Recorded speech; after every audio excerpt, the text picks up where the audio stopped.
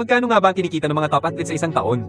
Ayon sa The Sun, si Cristiano Ronaldo ang nasa pinakatuktok, kumita siya ng 172,400,000 libra noong nakaraang taon.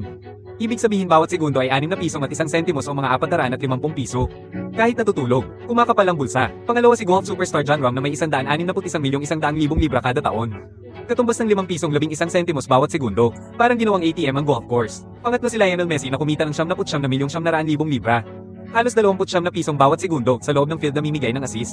Sa labas nagbibilang ng pera, sumunod si LeBron James na may 74,877,000 libra. 3 pisong 1 sentimos bawat segundo.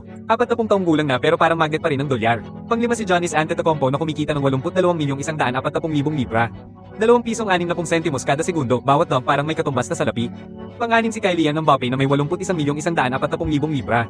2 pisong 58 sentimos bawat segundo ang sweldo ng isang oras ng normal na tao. 3 segundo lang sa kanya. May nagsabi na para pantayan ng isang taong kita ng ganitong atleta, kailangan magtrabaho ang ordinaryong tao ng 4,000 taon ng walang tigil.